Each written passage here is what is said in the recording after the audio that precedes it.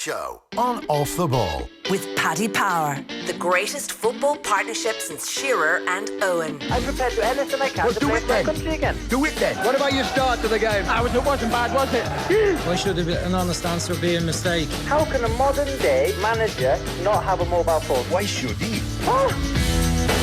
It is Thursday night's football show. Nathan with you until 10 o'clock. John Giles with us in studio as well, as a rare treat because we have some live football. Wolves against Liverpool, second half just underway. Liverpool leading by 1-0. Jordan Henderson with a header on 8 minutes, but it's been a good game since then. Wolves, as you would expect, acquitting themselves very, very well. They've had a couple of chances, particularly one in the first half for Matt Doherty that he headed wide, and Liverpool as well losing Sadio Mane to a first half injury. Coming up, we're going to talk to Preston's Seani Maguire, and we will also hear from Philip Quinn on Niall Quinn's appointment as the interim deputy CEO of the FAI. 53106 is the text number, as Wolves have a big chance inside the Liverpool area, but Joe Gomez gets back to block the volley, so it remains 1-0. John, yet again Liverpool in front. Yeah, deservedly so. Yeah, well, yeah, I would say so. They scored early on from a corner kick, Nathan, which wasn't good marking from Wolves. Wolves were a good side, as we know. They came back into it with, as you say, Doherty had a good chance. So they haven't dominated it totally, Liverpool. There's still a possibility that Wolves can come back into this game. Although, if I were putting money on it, I would definitely put my money on Liverpool to win it. And I think fancy Liverpool to get another goal, Nathan. They very nearly got one just a couple of minutes ago. Mo Salah forced a good save from the Wolves goalkeeper. He's been buzzing along nicely, Mo Salah, tonight. He's 11 goals so far this season. So last year he got 22. The year before it was ridiculous. He got 34. Where are you on his form over the last few weeks? Well, I don't think it's been as good as it was last year or the year before so far, Nathan. There's a bit of the season to go yet, as we know. But he hasn't had as many chances. He's not missing chances. And I think he's moved into the middle an awful lot. Like before, I think when he was scoring the goals 2 years ago, he was playing from the right wing and from that position and coming in, which is deadly, on his left foot, which opens up the play for him to be able to curl it around wherever he wants. I think he's just playing too much down the middle of the pitch. But there again, he has the other scoring as well. Yeah, is that him potentially, because teams are so wary of how good he is, that they're trying to almost double up on him out in the wing, and he's trying to find a bit of space somewhere else on the pitch? Well, when you're playing in as good a team as Liverpool is, Nathan, like although you know he's there, it's very hard when the other lads are doing their stuff to mark him. Because ultimately they get the ball out. I mean, if he was playing in a bad team and he was doing he wouldn't be doing what he's doing for Liverpool, but he wouldn't be getting the ball. In the Liverpool team, he's always going to get the ball because he's got so many good players. But that's what I think. I think he's too far in the middle of the pitch. Wolves, it's been some success story since they were promoted. They start this game in 7th. They are 6 points off 4th place, but they've had this long Europa League campaign since all the way back in July. Every time you watch them, you can't but be impressed, and particularly, you touched on it earlier, and I'm not surprised that you're a fan of João Moutinho in the middle of midfield. Like, you look at their midfield of João Moutinho and Ruben Neves, and you look at Manchester United's midfield without bringing everything back to Manchester United. But, they would transform a Manchester United team. Oh, yeah. Well, they're two good players. They've got a lot of good players. And I think they did a good job when they were in the Championship. They invested well. They spent money, but teams can spend money and not spend it very well. But they actually spent it very well. So when they did get into the Premiership, they weren't struggling like a lot of teams going back down again. I think they finished 7th in their first year, and they're a well-established team. And they're a good game against anybody. So they've done a really, really good job at Wolves. There's no doubt about that. Moutinho and Neves probably different stages of their careers. Neves, I think, still only 22. Moutinho, 10 years older. And one of these players has probably been linked with a move to the Premier League for a decade. Oh, Wolves have equalised. What a goal that was. It is Raul Jimenez with the goal. The cross from Adama Traore. It was one end of the pitch to the other. Liverpool have conceded for the first time in 7.5 Premier League games, and that was sensational football, just as we've been talking about Wolves and the threat that they posed. They broke quickly down the right-hand side, and Adama Traore floated a perfect ball in to Raul Jimenez, who heads past Alisson, and Wolves are level. It is Wolves 1, Liverpool 1, and a almost Liverpool-esque goal thrown out by Rui Patricio, chested down by the Wolves player, back, and then a couple of lovely run forward, skips past 2 Liverpool challenges, releases Adama Traore down the right-hand side. First time ball, just lifted it up. In fact, it was Raul Jimenez who set that goal up and finished it off. That is ridiculously good forward play from Raul Jimenez. He was the one who chested the ball down initially from Rui Patricio's throw, brought it out to the left-hand side, skips past a couple of challenges, lays it off to Adama Traore and gets on the end of the goal. That is a special goal, John. It is.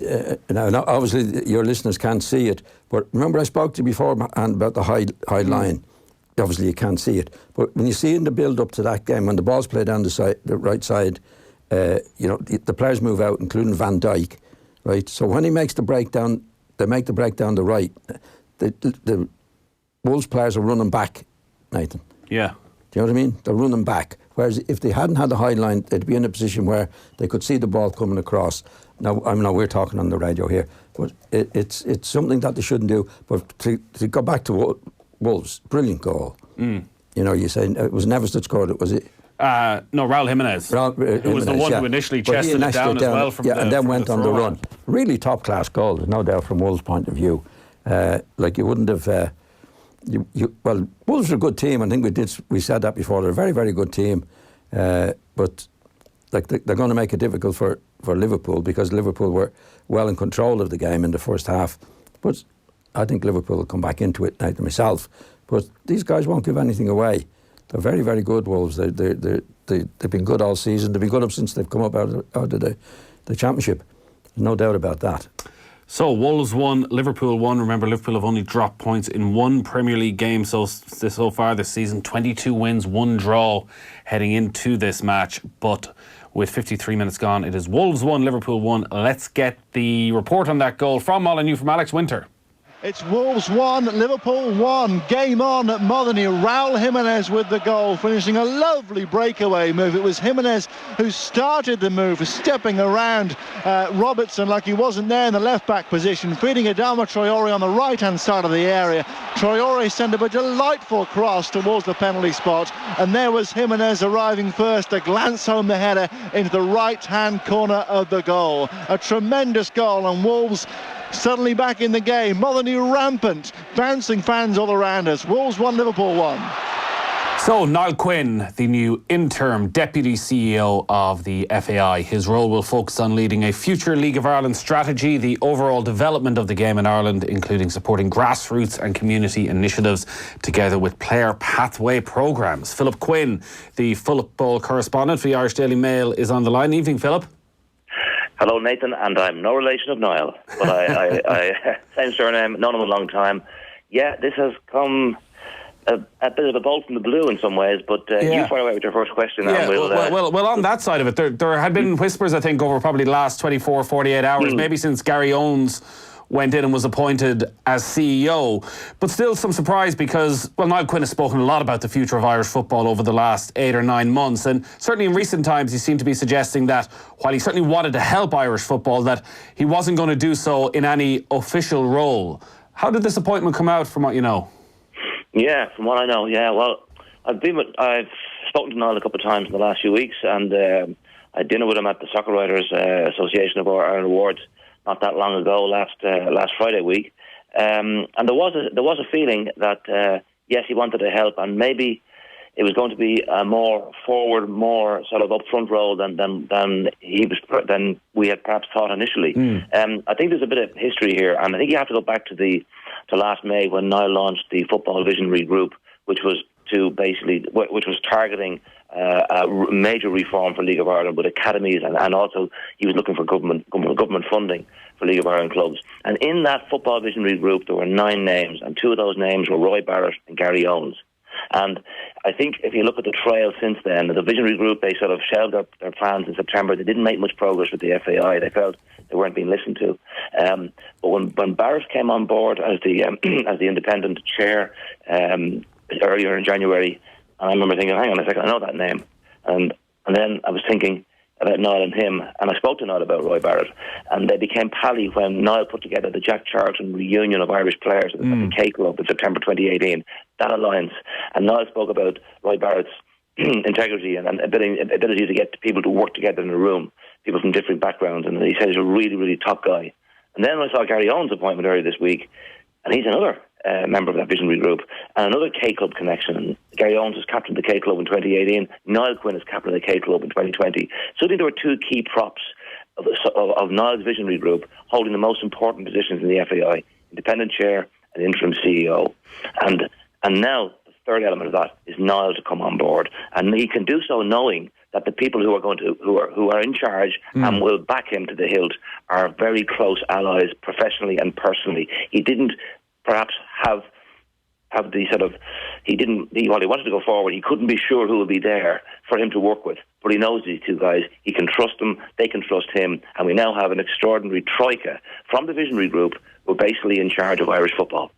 Yeah, in one way it does seem quite remarkable when you talk about last May and that visionary group getting together, and Niall Quinn been very much to the forefront of that. And you mentioned they didn't make much progress with the FAI. It seemed at the time they didn't make a huge amount of progress with any of the stakeholders. How do we end up in a situation then with three of them essentially taking over the FAI on an interim basis?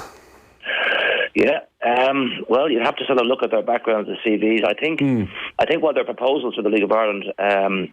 You see, I think what happened as well, Nathan, when you go back, when the FAI sort of fell into crisis last year, a lot of people jumped forward and said, right, okay, now this is what we can do here. This is how we're going to solve things. And I don't think everybody was ready. I don't think Irish football was ready for all these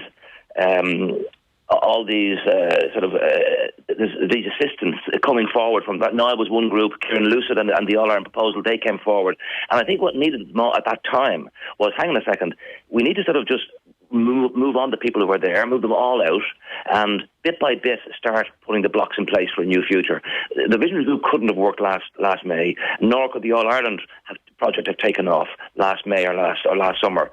Maybe next year, maybe going forward, either of those proposals can be looked at. I think what needed to happen was for people to move out of the FAI in senior positions and for people to be put in. And when you look at the people who've been put in and where they come from, well, now you can see why, for example, Niall's visionary group and his proposals will certainly get an airing again. I think he was very strong in government support for League of Ireland clubs and for academies.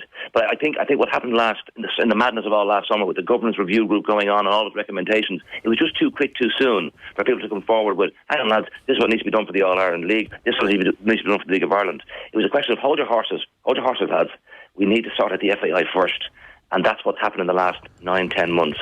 And I think what Niall has done today, I think, if you look at the feedback in the last couple of hours that the profile his appointment has got, I think it's positive. I think people would see him as a guy who's a person of integrity and trustworthy and a good person who served Irish football as a player and has shown that he can get people to work together. He got Roy Keane to do an extraordinary job at Sunderland, which was a gamble. He also got Irish people to buy Sunderland and make them a success for that period that he was there. And he stepped up, Philip, is the other thing.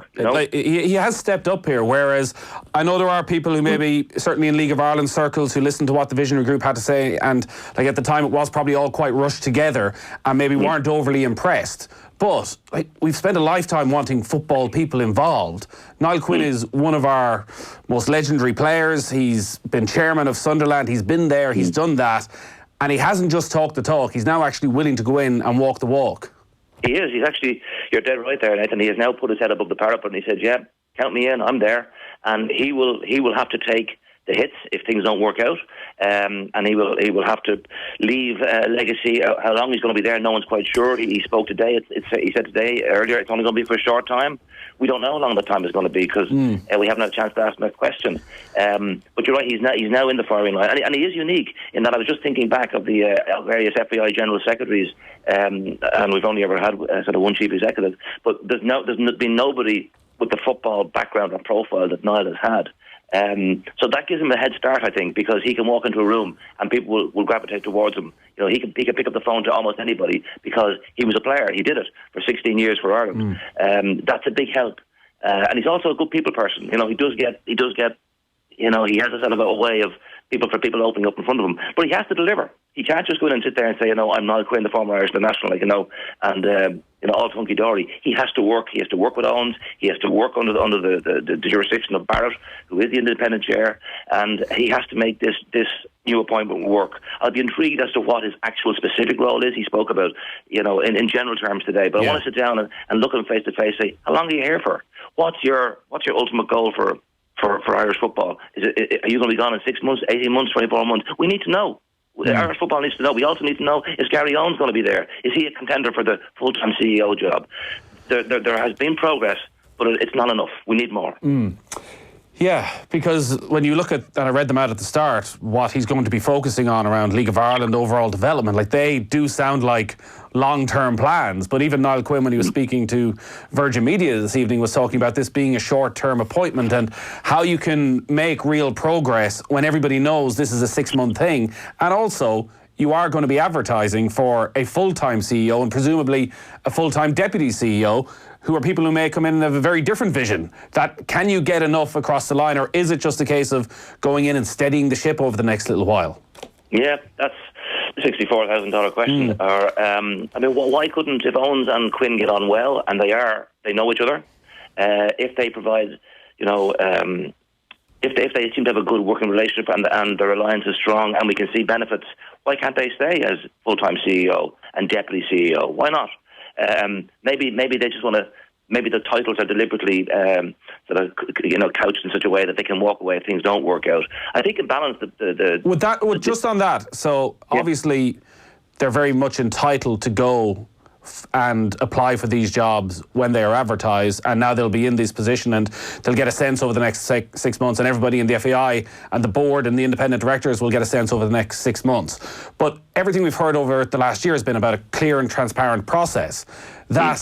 Is that a clear and transparent process to appoint a new CEO if it is the interim CEO who's now in pole position to get it? Yeah. The word interim I don't think it's a very comfortable word, to be honest with you. It just means temporary. We need to hear from these guys. Are they interested in staying there for the long haul? And you talk about transparency.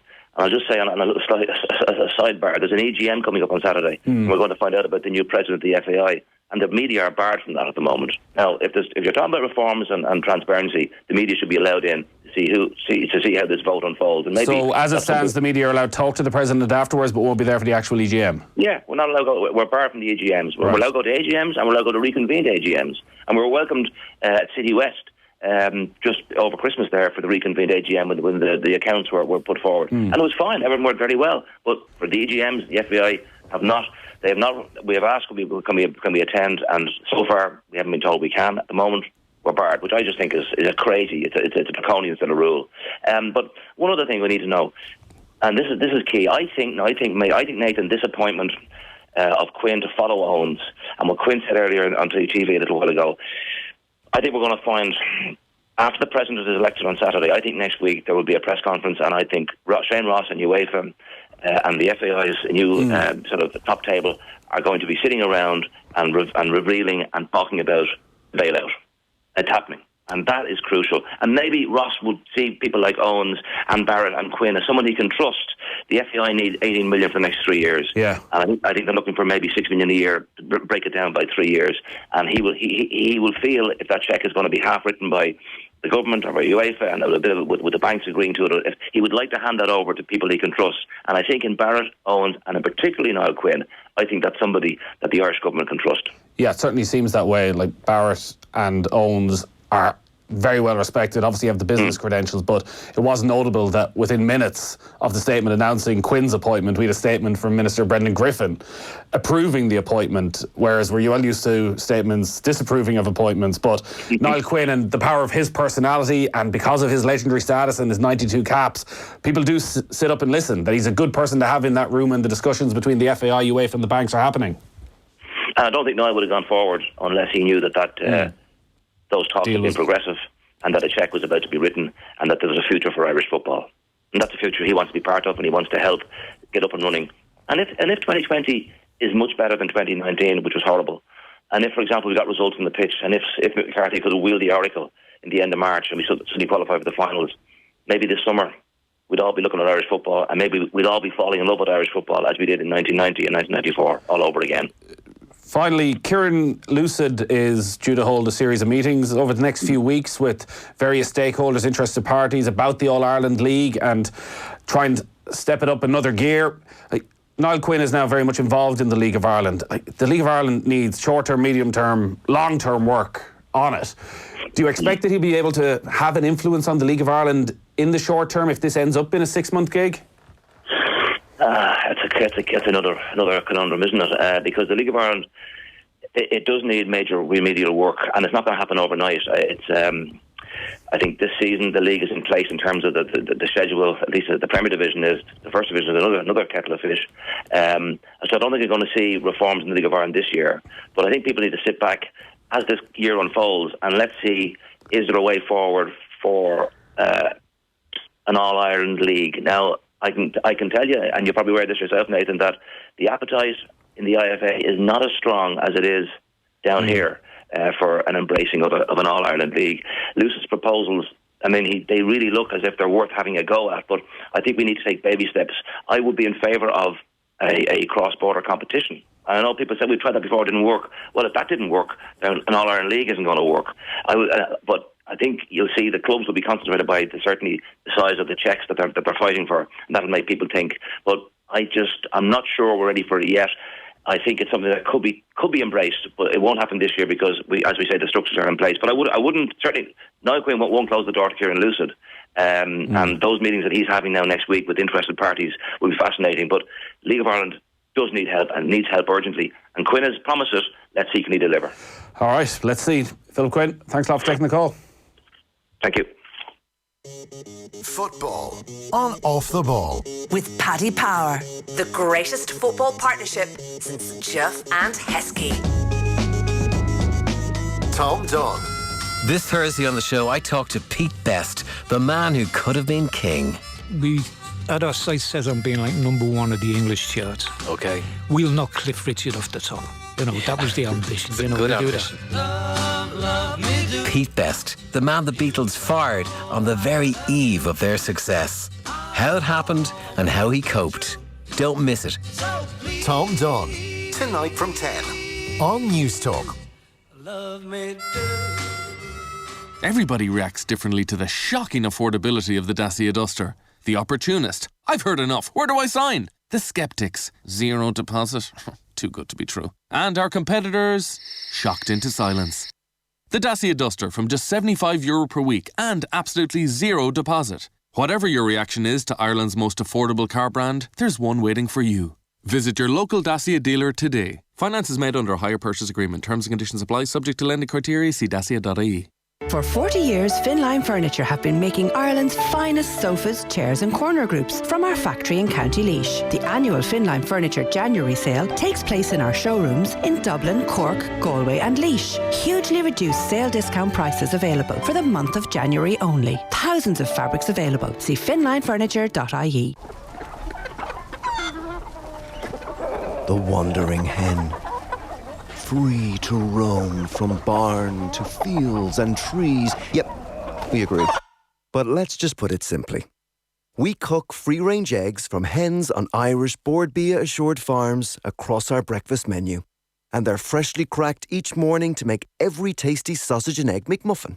Which is good to know. Served until 11 a.m. Relax this evening and visit itsforwomen.ie. Great value car insurance for those on the go. Get the cover you need day or night at itsforwomen.ie. It's time to own it. Something extraordinary is happening at Kildare Village. It's the extraordinary sale, but it ends on Sunday. All of your favourite brands are here, like Maj and Sandro, but now with some amazing offers just for you. That's why it's the extraordinary sale. So stop what you're doing, come to Kildare Village and start finding those unbelievable offers. Take exit 13 on the M7 and explore the extraordinary sale at Kildare Village, where there's something extraordinary every day. Terms and conditions apply. Join the switching revolution at Carphone Warehouse today. Thousands of people across the country have switched with us and made massive savings on their mobile, TV and broadband. Like, get the Samsung S10e or the iPhone 8 for $99.99 and get a free €100 one-for-all voucher. These deals are available on a €40 a month plan with Vodafone, but only when you switch at Carphone Warehouse. Get into one of our 82 Carphone Warehouse shops near you and join the switching revolution today. T's and C's apply. Offer subject to availability and 24-month contract. Introducing the all-new Renault Capture. Whether you're hitting town or the open road, popping a mountain bike on the back or a buggy in the boot, it's the car for all your lives. And with savings of €3,500 guaranteed with Renault Carbon Rewards, you're rewarded for choosing a cleaner car. Visit your local Renault dealer today. Renault, voted Manufacturer of the Year by Top Gear. Finance is made under a hire purchase agreement. Terms and conditions apply. Deposit required subject to lending criteria. See Renault.ie. Off the ball. This is News Talk. Still Wolves 1, Liverpool 1 at Molineux. Quite a game though. Let's hear about it from Alex Winter. It's Wolves 1, Liverpool 1, and Liverpool's 13-match winning run under threat here after Raul Jimenez has scored the equaliser 6 minutes into the second half. But Liverpool with a chance to go ahead through Roberto Firmino. The initial shot from Salah was blocked back to Firmino. The goalkeeper was on the ground, and Firmino had the whole of the goal to aim at, but he shot straight at Raul Patricio. So we're still level. Wolves 1, Liverpool 1. Yeah, so Liverpool's long unbeaten record, well, that as it stands very much intact, but their winning run, as Alex said, 13 in a row under threat, and Wolves putting them under huge pressure. John Giles is in studio alongside me as Wolves attack yet again. There's just great fight. Like, they've got the technique, they've got their creativity, but there's a great fight to this Wolves side as well. They're playing well, playing really well now. They deserve the goal in the second half. I see Firmino has come on now, and because they need somebody to get a grip of the game for them, Liverpool, because they've had a bit of a run around in the second half, and Firmino hopefully is the type of player that can get on the ball and get Liverpool back into it and take the heat out of it from their point of view. You mentioned before the game about Liverpool playing an offside trap and trying to step up a lot. And in the last few minutes, Wolves have had a couple of opportunities through that very point where Adama Traore, probably the quickest player in the league, to blend outside, 3 defenders step up, Andy Robertson's just a fraction behind them, and Wolves are in, and twice Alisson has had to make good saves. Yeah, they've been doing that since the start of the season. But the thing is with Liverpool, they have so much of the ball that they don't have to defend very often. But what they're doing, there's definitely since the start, they have a policy that if a team is attacking them, they're going to play the high line, they call it now. It used to be the offside trap. And they don't need to do it. They just got to go with the runners, and they're not doing it. And the lead up to the goal was the same. You know, a lot of people stepped out, and there was a run down the right wing. So when they were getting back, they were facing their own goal. You know what I mean? It's hard to describe it. But that's what's... And they've been doing it all season. But luckily enough, they're on top most of the time. They have most of the possession of the ball. So they're not being caught out doing it. But if they continue, somewhere along the line, they will be caught out doing it. Yeah, this is probably the toughest test Liverpool have faced all season. Yeah, good side, Wolves. There's no really doubt. They're playing well. They're getting at them. They've dominated the second half, Wolves. There's no doubt about that. 16 minutes remaining. Wolves 1, Liverpool 1. A text in on 53106. So, Nathan, if the Wolves midfield is so much better than Manchester United's midfield, and probably their team is better, does that make Ole a good manager, considering Manchester United are ahead of Wolves in the league? Well, actually, if Wolves get a point in this, they'll be ahead of Manchester United. So, technically, I could still be right, depending on what happens here. I don't know. We'll get back into that in a couple of moments. But I do want to get to our next guest, who I think is on the line. Seani Maguire, are you there? Yeah, I'm here. We're probably taking you away from watching the match, are we? Yeah, I'm watching it here at the moment. Obviously, Matt Doherty, I'd imagine someone you're quite close to. Like, that Wolves' right-hand side must be one of the most fearsome in football right now with Doherty and Traore. Yeah, it's absolutely frightening how quick Traore is. Literally, any time he gets the ball, it just looks like he's going to take on the whole team. But as you mentioned there, yeah, the Wolves are, dominating the game. But I'm a Liverpool fan, so hopefully Liverpool can get back into it and win the game. Yeah, you're not too worried just yet, I'd imagine, with that fairly solid lead at the top of the Premier League. Do you get along to Anfield? Like, when you're obviously in Preston, which isn't a million miles away from Liverpool, do you get down every so often to Anfield? I've been to a couple of Champions League games. Obviously, it's hard to go on the weekends, because most of the time we're in on Sundays, and Liverpool probably play most of the games on a Sunday, or even half 5 on a Saturday. So it's hard on the weekends, but the odd game during the week I'll try to go to with a few of the boys. But yeah, that's about it really. Yeah, so obviously when you're playing championship football, there's very little time for rest. A 46-game season, throw in the cup competitions. But right now, things are going pretty well. 3-0 win over Barnsley for Preston, up to 6th, inside the playoff places. It looks like it's a group with a lot of confidence at the moment. Yeah, it's been a kind of strange season so far. I feel up until November. No, we just seem to have lost you there for a split second. Seani, I'm not sure, just an issue with the line. We might give you a call back in just a moment. So still Wolves 1, Liverpool 1. Wolves are thinking about making a change in the next couple of moments. There's 14 minutes remaining in the match. So they brought on Fabinho, John. You mentioned that Liverpool needed to get a grip with things, and we were talking about just how good Moutinho and Neves were a little bit earlier. You were growing a bit frustrated with what Jordan Henderson was doing? Well, it wasn't what he was doing, what he wasn't doing. Right. Because when you're playing in the middle of the field like that, and you've got to read, this game has gone against us, right? And if you're playing in the middle of the midfield, one of your big jobs is to say, right, I've got to get a grip of the ball. It's only one ball on the pitch, so if you get a grip of it, a couple of passes here, just to take the heat off a little bit. Well, I don't think Henderson's capable of doing that. Fabinho is, so he's on the field now, and what we want, what I'm sure the manager wants to see is him getting a grip of the ball and getting a grip of the game. And you don't, when you're in that position, you don't have to be hitting great passes, just bread and butter passes, just to get it going, get back in control of the game again. And I think Fabinho is capable of doing it. So we'll have to wait and see, is he going to do it tonight? All right, still 1-1 with 13 minutes to go. Let's get back. Seani Maguire, I think the line is back. Sorry about that, Seani. You were just saying about the season so far, how it's been a strange enough sort of season for Preston, but it seems as though it's coming right at just the right time. Yeah, I was mentioning there, up until November, I think we're sitting, in the top 2, comfortable. And then we had, a tough Christmas period. I think our last home game against Charlton there last Saturday was our first win in about 6 or 7 up. I think it was since 14th of December. But yeah, a couple of wins, a couple of positive results can send you back up right at the table. I think we were 10th, 11th this time last week. But a couple of wins now, and we're sitting 6th. And I think from about 3rd to 11th or 12th in the table, I think there's about 4 or 5 points in it. So, as I mentioned there, like a couple of wins could send you, right into the mixer. I think February will tell a lot. I think there's 6 or 7 games we played. Everyone to play. A lot of teams playing each other. So, hopefully we can just, get a couple of wins under our belt. Hopefully more than a couple in that period, and we can, stay in the mixer around the top 6. Yeah, because I guess when the games are coming thick and fast, and at least you have a bit of a break, probably the last break you'll have for quite a while at the moment, but when they are coming thick and fast, momentum is everything, because it feels that's been the difficulty for Preston at times. You get a couple of wins, you say you put yourself into this sort of position, and over the last season or so, you've just struggled to capitalise on that. Yeah, we're always, the chase, or rather being the team being chased in the last couple of years. Well, obviously since I've been here anyway.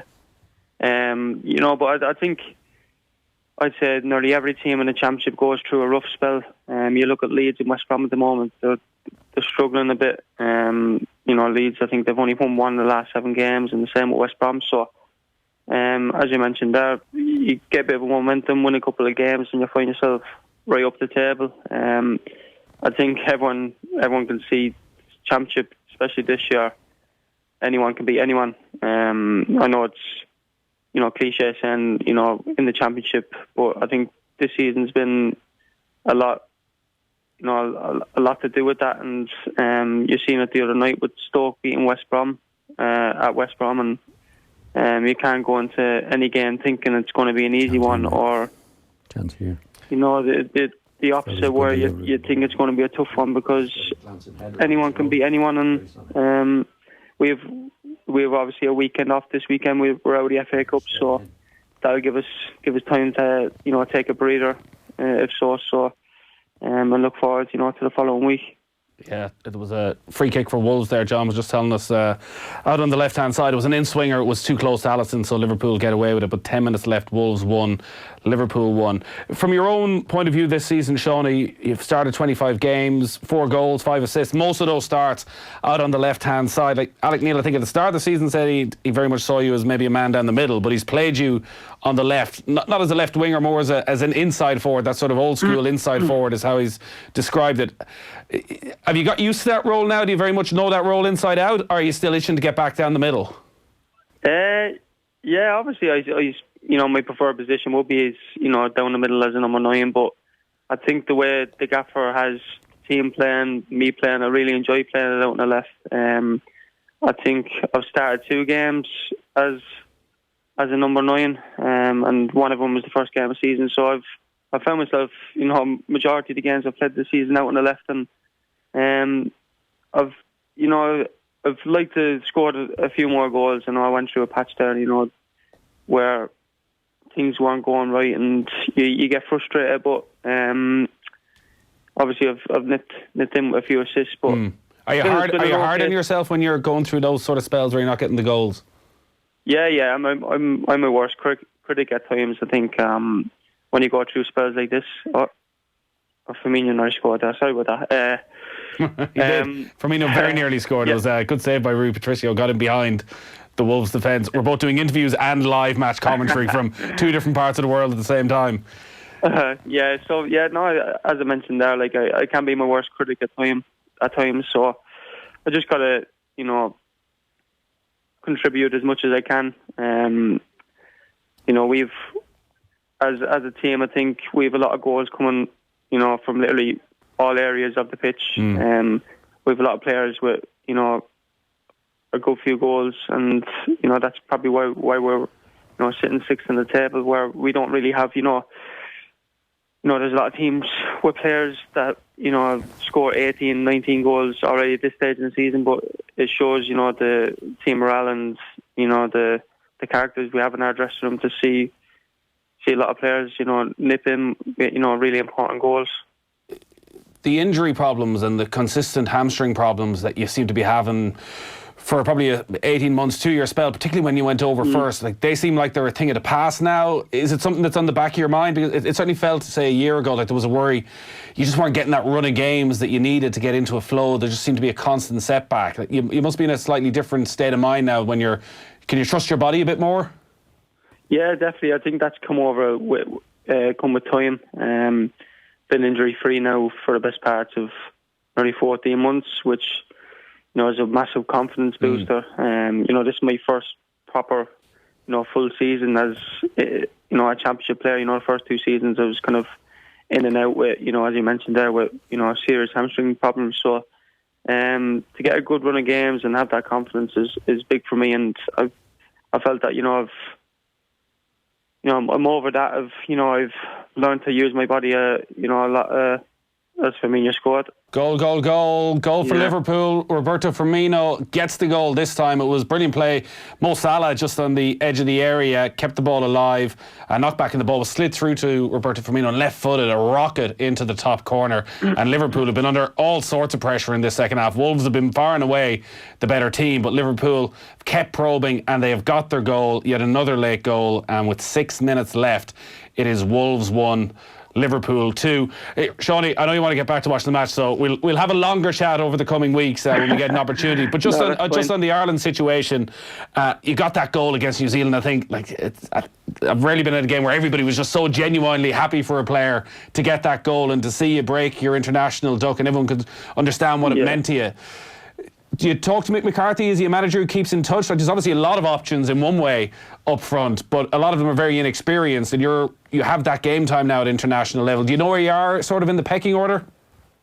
I'm not sure, but Mick, one thing Mick does is he does stay in regular contact with his players, especially with obviously me knowing Brownie, pretty much with him, every day, and he messages us, on the regular, keeping in touch, and it was great to, finally get that goal for Ireland. That it's been a long time coming since obviously my debut and that. So I felt, the last trip, I did myself no harm. Obviously with that game against New Zealand, and then playing a part, in the game against Denmark. So hopefully it can, bring that momentum, keep playing in the regular with my club. Hopefully score a few more goals and push Preston up the league, and then hopefully when that chance comes in March,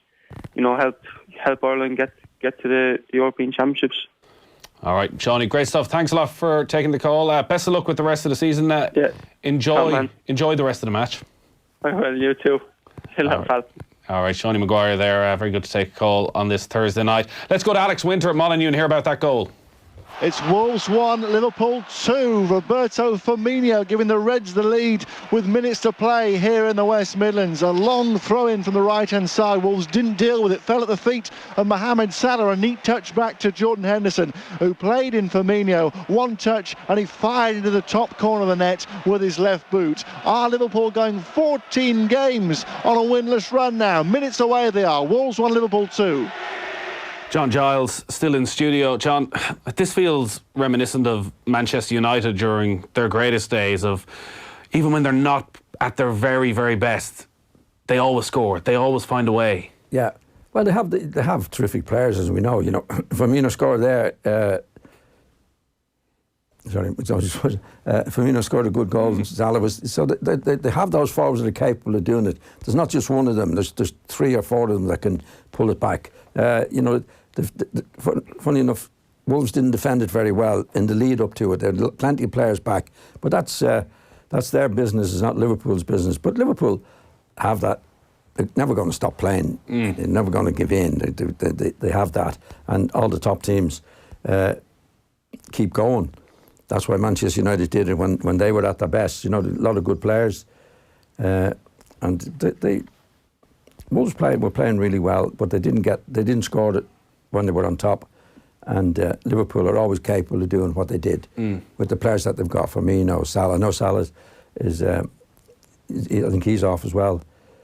Yeah, just been replaced by Origi. Salah. Origi, yeah. A game again that shows we know the attacking talent. We can talk about Roberto Firmino, but at the other end, like the signing of Alisson, probably not quite at the level of Virgil van Dijk, it seems, when we talk about the game changers for Liverpool over the last 2 years, but he has made 2 or 3 massive saves when Wolves were really on top. You don't win anything with a dodgy goalkeeper.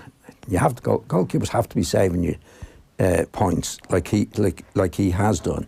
And don't forget, over the last few years didn't have a goalkeeper, didn't have Van Dijk, didn't have Robertson in and left back. No, that's 3 players that they put into Gomez, again, wasn't in the team. Like, that's 4 of the 5 players, and we've got Alexander as well. So it's a whole new defence to what he had in the dodgy days. When sometimes it'd be 2 up and they draw 2-2 or lose the game. They don't concede many goals now. They've got a really, really good back 5 defensive players now. Roberto Firmino's goal is 10th Premier League goal of the season. All 10 of them away from home. Yeah. Well, he's I find him the workhorse of the trio. He's the one that does a lot of the donkey work. Salah scores his goal, Mane scores his goals in a spectacular way. But without him, Nathan, they wouldn't be scoring the goals that they're scoring. He's a good maker of goals. He's a good link-up man between the back, the midfield and the front. He's not as spectacular as these guys. He doesn't score as many, but he scores valuable ones. And he just missed a good chance. It was a good save from the keeper just a couple of minutes before that. He had a really good chance. He got you, 10 goals. I mean, it's a good thing when you see somebody scoring 10 goals away from home rather than 10 goals at home, where they're probably winning much easier. In other words, I think the goals he scored, if you look back on them, would be really, really important goals. It wouldn't be the 4th goal in a 4-0 win. We're probably already past the stage where Manchester City are watching this and getting deflated, because I'd imagine they know that the league is wrapped up, but like every single week when you're in games, and like half a dozen games in the last few months where Liverpool have maybe looked vulnerable at times in the last 20 minutes and just pop up and score a winner. Yeah, I'd say definitely City have given up on it now. And they're not going to crack up Liverpool. They can afford to lose 1 or 2 matches, and they mightn't even do that, because you get to a stage where people often talked about the pressure last year of Liverpool not winning the league for a long time. Actually, there's no pressure on them at all now. Yeah, and they actually have a very favourable run of fixtures after this. The next 4 or 5 league games are ones you would expect them to go and win against teams in the bottom half of the table. Yeah. Well, they're winning against the top teams anyway. Yeah. So. Speaking of Liverpool, whenever we say you're coming in for a longer chat, the one question that comes up time and time again, John, the one thing people want to talk about, and I know you've spoken about it before, punching Kevin Keegan. Well, that was in the. That was his fault, wasn't it? The Champions. Sorry, it was in the Charity Shield. What was called the Charity Shield. I think that was in 1974. Yeah. Yeah, Kevin. Well, Kevin was a terrific player. He got Liverpool back on track really when he came to the club. He was a terrific player. But that day on the Charity Shield, what was the Charity Shield? He seemed to be in a bit of a mood. Right. You know, I know the ball went to Norman Hunt, and he wasn't very unlike him. He had a go at Norman Hunter, and then the ball broke, and he had a go at Billy, and then it broke again, and I got onto it, going towards Terry Cooper, and he was all over me. You know, over the back of me, down the backs of my legs, over the top of me. He was in a bit of a temper, and I shouldn't have done what I did. He let him come past me, and I actually did hit him. You know, he was. You hit him. And lucky enough, Matthewson was the referee, and I played it. You know, he was. I got on well with him, and he came up and I said, "Sorry about that," you know, and he let me off. But luckily, there was a few Liverpool players around. They didn't say anything. I think Kevin was in. They might have sensed as well that there was just something up with him. And maybe they thought maybe he was a bit moody, and they might have thought, well, you deserve to get that. Because there was obviously an incident later in the game with Billy Bremner then and Kevin Keegan, and where they do get sent off. But I was watching it back earlier on. Your memory can get mixed up at times. I was expecting once you thump him that there's all-out war, that there's a full-scale riot. But actually, as you say, it just happens. Everyone's quite calm about it. Yeah, there was, especially Liverpool players, because you had to assume normally it'd be over and they'd be telling the referees. It didn't happen. I was surprised, only looking back on it. But what happened then was this was like 10 minutes after my particular incident. But he was in a mood, Kevin. You know, he was a good lad. He was a terrific player, but he was definitely in a mood that day. And there was a free kick for them. It might have been on him. And like we had a bit of a policy, Bremner and myself, that if you're in trouble with somebody and it was a free kick, swap over with them. You know what I mean? Like it was a free kick into the penalty box for Liverpool, and he said to me, because he used to call me wee man, "I'll take him." Right. So Billy would have been giving him a bit of verbal, and Kevin lost the head and started punching. So they finished up in a fight. Yeah.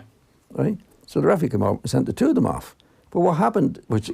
You're standing there laughing, going, how did I get away with that? I wasn't laughing about it, but what happened was the two of them were sent off, and Kevin was walking down the touchline and took his jersey off and threw it on the ground. So Billy was following him. He took his jersey off and threw it.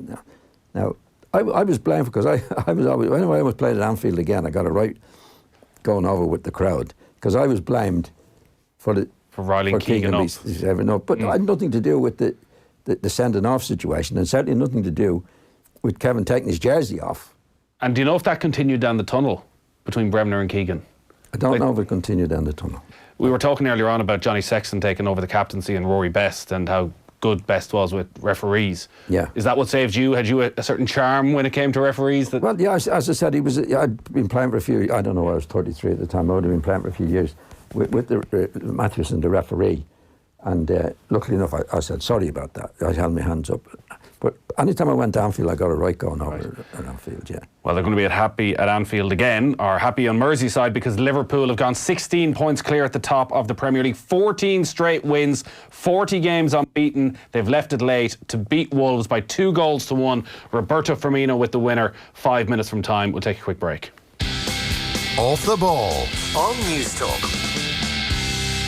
Nissan is launching their brand new way to drive a brand new car. Nissan Subscribe and Drive is here. Simply choose the car you want, choose 2 or 3 years and pay a monthly subscription fee. No deposit, no fuss, no compromise. Nissan Subscribe and Drive, a brand new way to drive a brand new car. Nissan, innovation that excites. This is a finance offer. Finance is provided by AIB Finance and Leasing. Allied Irish Banks PLC, trading as AIB Finance and Leasing, is regulated by the Central Bank of Ireland. T's and C's apply. See nissan.ie. Get health insurance from as little as €10.27 a week. Because we all need a healthy mind as well as a healthy body to embrace life's changes. Search Select Starter to find out more. We know Irish Life. We are Irish Life Health. Prices for one adult with no lifetime community rating loading. Irish Life Health Act is regulated by the Central Bank of Ireland. Terms and conditions apply.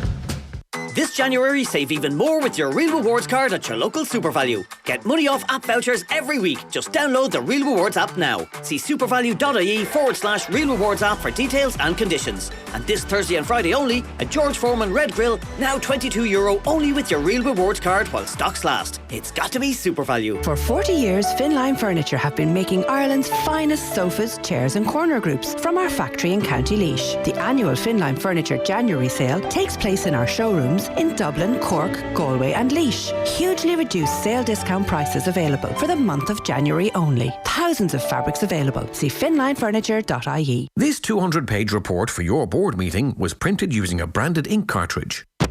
And this 200-page report was printed using a high-grade ink cartridge from inkjet.ie. What's the difference? Oh, about €15. Get quality ink cartridges from just €2 and fast delivery at inkjet.ie. Big clearance event now on at Curry's PC World. With unmissable deals on big brand washing machines like LG, Samsung and Beko from less than €200. Save €340 on the Samsung American-style fridge freezer for only $999. Get a HP 15-inch laptop with the latest 10th Gen Intel Core i5 processor and 256GB storage, only $469. And get a free Google Nest Mini with every Fitbit Inspire HR for only €89. Get in store or online at currys.ie. T's and C's apply. Look, there's no way you can fit all these features in 30 seconds. I know it's a bit long. Sure, just give it a go. All right. The all-new Skoda Scala comes with a range of connectivity features as standard, like wireless Android Auto and Apple CarPlay, lane assist to help maintain your car's position while driving, Skoda Connect to track the location of your car wherever it goes, an emergency call button in case of an accident, LED lights and rear dynamic indicators. Phew, I made it. The Skoda Scala, our smartest car yet. Off the ball. This is News Talk. So Liverpool's march towards the title continues, but this probably their toughest game of the season. They left it late to beat Wolves by 2-1 at Molineux. Jordan Henderson and Roberto Firmino with the goals. Firmino just 5 minutes from time. John Giles, thank you very much for staying in with us. Thank you, Nathan. Liverpool going to win the league? There's a prediction you're willing to give. Oh, yeah, definitely. Yeah. All right, you can listen to the football show back on offtheball.com. Our daily sports breakfast show is back tomorrow morning, 7:30 in the morning. You can get it on all our social channels and listen on OTB Sports Radio via the Go Loud app. Adrian and Owen on OTB AM. They're going to have Jason Quigley on the show. He's fighting in California tonight, 3 a.m. Irish time, so we'll be on after that. Andy Dunn and Gary Breen as well. We're back on the radio tomorrow night at 7. Tommy Walsh still basking in the glow of Tullaroan's victory at the weekend. Clean O'Connor and Billy Joe Padden also on the show. And we'll have trainer James Nash, who's going to be on Friday Night Racing with Cher and Tom Malone. That is us done for tonight. Tom Dunn's up next. Good luck. Give him a ball and he out of grass. He'll give you a move for the perfect pass. Give him a ball. Join the conversation. Text us on 53106. Texts cost 30 cents. At Suzuki, we've got unmissable 201 offers across our entire range, including the Suzuki Vitara, with its eye-catching SUV design and an efficient booster jet engine. It's all set for your next big adventure.